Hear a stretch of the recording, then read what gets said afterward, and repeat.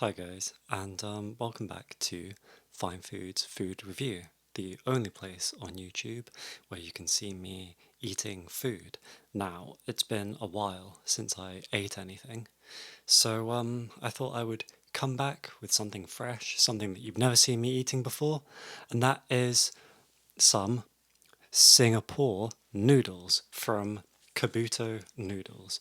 Now, any long term viewers of the show will know that I have quite a rocky relationship with Kabuto Noodles.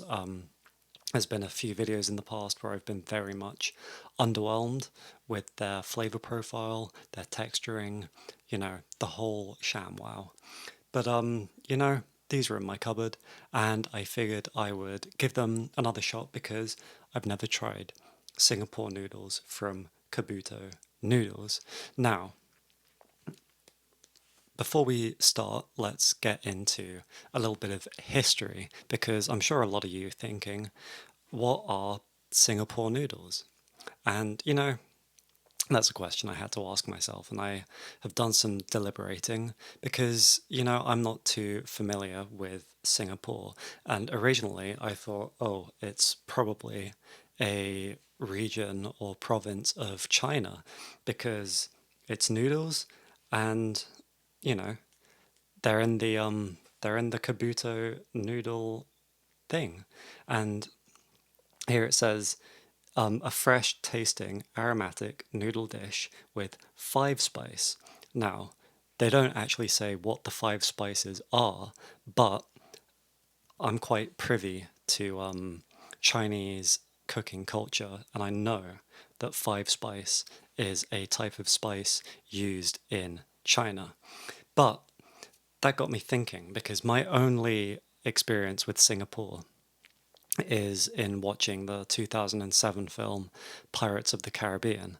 And in that film, Captain Jack Sparrow goes to Singapore where he meets Sao Feng. And Sao Feng is a Chinese pirate. And that got me thinking Singapore isn't in China because it's Pirates of the Caribbean, and it wouldn't be Pirates of the Caribbean if it was in China. So I think Singapore has to be a Chinese colony in the Caribbean. And, I think it's pretty interesting that China was colonizing the western reaches of the world, even in the ancient pirate times. But now that we've uncovered the mystery of the origins of Singapore noodles, let's go ahead and give them a taste. I'll have to apologize for my rudeness in having my chopsticks set like this because that is what they do in funeral rituals in China and Japan. But this channel has been dead for a long time, so I think it's quite fitting. Anyway, let's go in with a little smell analysis before we get into the flavor profiling.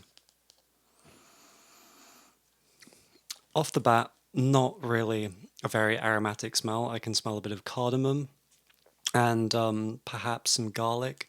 The curry powder is kind of coming through as well, but it's not too strong.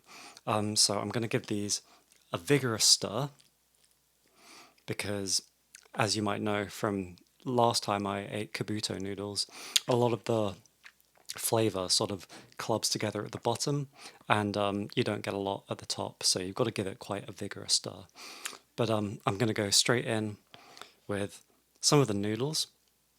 The texture and congruence of the noodles seems to be quite good. And then I'm going to have a little sip of the soup as well to see how they work in the mouth.